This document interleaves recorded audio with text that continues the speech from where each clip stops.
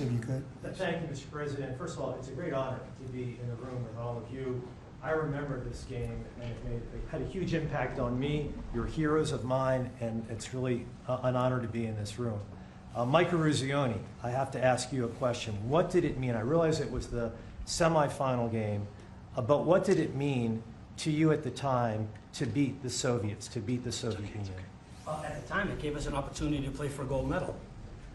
You know, people always talk about the Soviet game, and I know how important the Soviet game was from a political standpoint. We didn't know it at the time, we knew it after. But if we don't beat Finland, we're not having this conversation today. We're not here. As great as the Soviet victory was, and it was an incredible victory, but if we lose to Finland, it would have been, God, if you only could have beat Finland. What was the score? 4-2.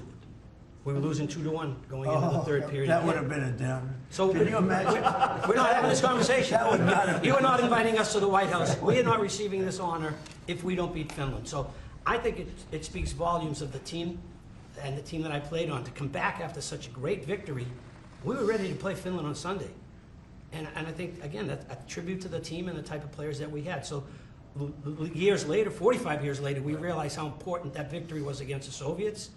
But I think a lot of us take great pride in knowing that we closed the deal by beating Finland. If you didn't win that final game, we're not here. Nobody would. We wouldn't have played. You wouldn't be here. I would not have invited you. I would have said, "You got to be kidding." Yeah, what happened to Finland? Mike could be driving Uber. That's very funny. A little truth to that.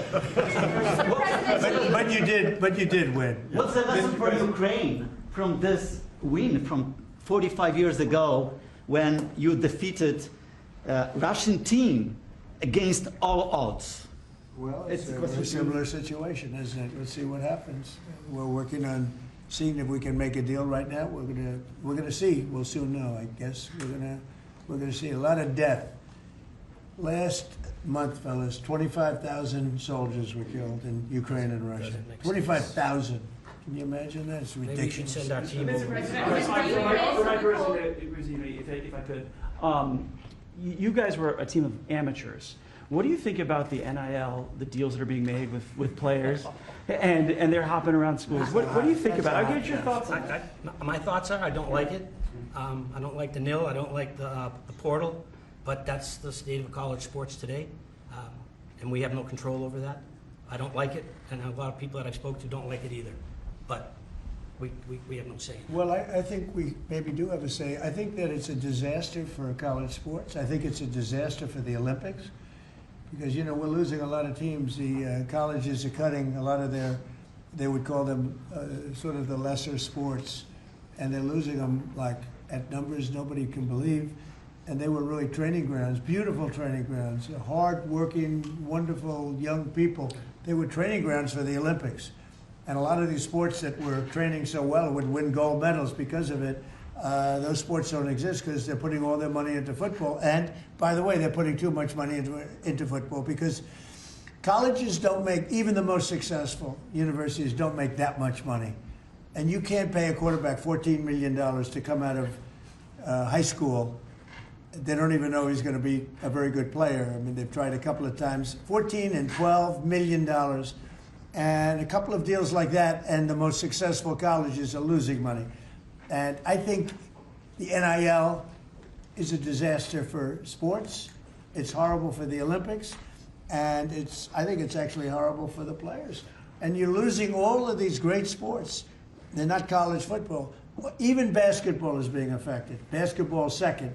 But even basketball is being affected.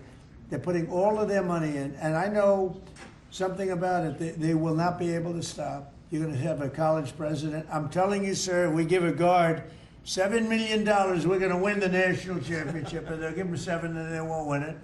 And even if they do win it, colleges cannot afford to be paying the kind of salaries that you're hearing about. And frankly, if you didn't have a very strong salary cap in sports, and even then, in professional sports, they'd all be out of business, everyone. You're gonna have these colleges wipe themselves out.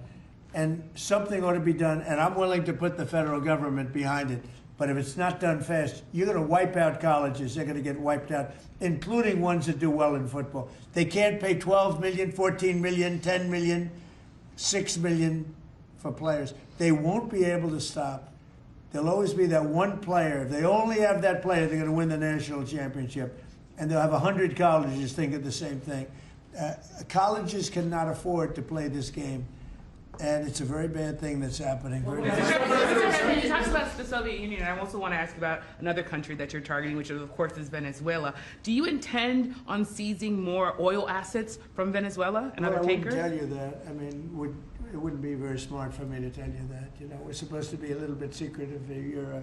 You're a very big-time reporter, and I don't think I want to tell a big-time reporter or a small-time reporter that. But we are knocking out drugs at levels that nobody's ever seen before. We knocked out 96% of the drugs coming in by water, and nobody can figure out who the 4%. I wouldn't want to be the 4% either, but 96% of the drugs coming in by water. Every one of those boats you see get shot down, you just saved 25,000 American lives. But we knocked out 96% of the drugs coming in by water. And now we're starting by land, and by land is a lot easier. And that's going to start happening. And we're not going to have people destroying our youth, destroying our families. Thinking about youth, everybody. You ever see a family with the fentanyl or cocaine? Colombia has at least 3 cocaine factories. That's a different country. We're not happy about it, but we're stopping it. And we've stopped it now on water. You don't even find boats on water. You don't even see fishing boats on water. You want to go fishing in that area? Does anybody want to go fishing in that area? I don't think so. So I just want to say this. We have now a strong border. A year and a half ago, we had millions of people pouring through. Now we have nobody coming in through our border.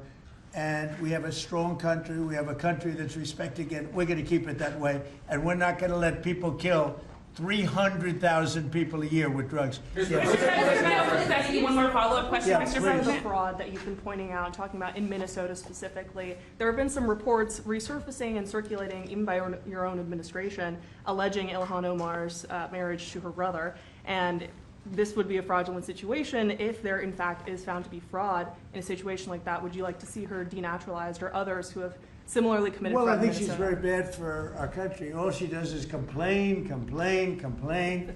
She comes out of a country where they have no government, they have no military, they have no police, they got no nothing. They don't have a country. And they run around killing each other. And then she comes over here. She tells the United States of America how it should be run. We don't want to hear from her. I don't want to hear from her. I don't want to speak for Emmer, but I don't think Emmer particularly wants to hear. But don't say it because I don't want to get you in trouble, okay? Just be nice and easy, all right? I'll do it for you, bud. That part I'll do. But I just want to say that there's nothing worse than a person that comes in and does nothing but bitch and comes from a place where she shouldn't be telling us what to do. She shouldn't be telling us, and everybody agrees with me. And what's happening in Minnesota with Somalia, where billions of dollars is being stolen, right, like candy from a baby, we're not going to let that go on. And it's too great a state to have that happening. And guys like Tom Emmer and others, Pete Stauber, guys like them, they're going to stop it. And they're going to be given the authority to stop it. Because this country's not going to put up with it anymore. On Venezuela, you talked about land strikes happening soon. Is there anything at this point that can prevent that? And is the objective, if you make that decision, Well, I don't want to say remove that, but it's not Maduro? only land strikes on Venezuela. It's land strikes on horrible people that are bringing in drugs and killing our people. You know, if we were in a war and we lost 300,000 people in a year, because that's what the real number is. It's not 100. You know, you keep hearing 100. And it's a lot worse than that because the families are devastated when they lose their child. If we were in a war and we lost 200,000 or 300,000, but I think it's more than 300,000, and that's a war that's like a war that would be unparalleled. Nobody's ever seen anything like that, and that's what's happening. So it doesn't necessarily have to be in Venezuela. It's people that are bringing in drugs to our country are targets. Mr. President, at the end of this year, those extended Obamacare subsidies expire. What's your message to those 24 million Americans who will see their insurance premiums go up? Don't make it sound so bad because, you know, obviously you're a, you know, sycophant for Democrats, you're obviously a provider of bad news for Republicans. Let me just say something. The Republicans, I think I can speak for Tom and most other people. I think what most Republicans want to see is what I want to see. And I leave it to them, and hopefully they're going to put great legislation on this desk right here. We want to see all of the money that's been squandered and given to insurance companies, because Obamacare is horrible health insurance. It's far too expensive, and it always has been. But what it really is a way of making insurance companies rich.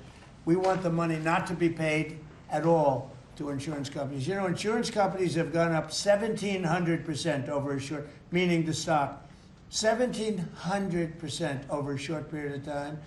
And they've taken in hundreds of billions and even trillions of dollars. And we want the money to go to the people. They'll go in the form of a insurance account, healthcare account, or any other form that we can create. We have a lot of different forms. We want to give the money to the people and let the people buy their own great health care. And they'll save a lot of money, and it'll be great. Now, the problem we have is that the Republicans are not at all controlled by the insurance companies. But you know who is? The Democrats. The Democrats have received hundreds of millions of dollars. They're totally controlled by the insurance companies. So we might not get too many of their votes. But I actually think we'd get some Democrat votes. So I don't know how you feel about it, Tom, but everybody wants to see this happen. Everybody. I put it out, and all of a sudden, we've taken over in a positive way. The Republicans have taken over health care in a positive way.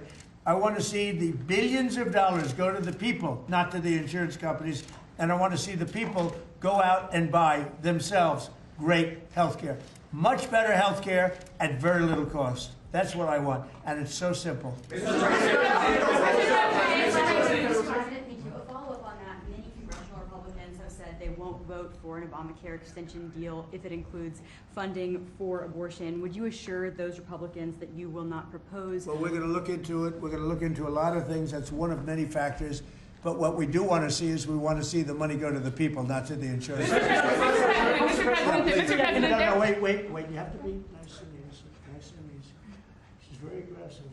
Okay, please. Thanks, Mr. President. Can you tell us how this free economic zone would work in the Donbas in land that the Russians took by force? Well, I don't want to do that now. It's a very complex situation, but it would work, and a lot of people want to see it work. And all I want to do is I want to stop the death of 25,000 people a month. Go ahead. Thank you, Mr. President. There were new Epstein photos released today showing you and also Bill Clinton, Steve Bannon. What were your reaction to those new photos that were released Well, today? I haven't seen it, but I mean, everybody knew this man. He was all over Palm Beach. He has photos with everybody. I mean, almost, there are hundreds and hundreds of people that have photos with him. So that's no big deal. I know nothing about it. How big a role do you want to personally play in the decision by the Fed on interest rates? Well, I've made a lot of money. I've been very successful, and I think my role should be at least that of a recommending. They don't have to follow what I say, but we're going to be choosing a new Fed person in the pretty near future. But they went out, they went out with 71 different people, all economists and Trump. I was 71. And of the 71 people, I got it right, and one other person, I think from the Wharton School of Finance, my alma mater, got it right. There were two people that got it right out of 7, but I was one of them. So I think I certainly should have a role in talking to whoever the head of the Fed is, or the Fed. I don't think that, in the old days that used to happen. Nowadays it's sort of, they think it shouldn't happen. But I've done great. I've made a lot of money. I've been very successful. I think my voice should be heard. But I'm not going to make the decision based on that. I'll be making a decision over the next few weeks. Thank you all very much. Thank you, press. Let's go. Thank you, press. Let's go. Head out. Thank you. If you join, Thank you, press.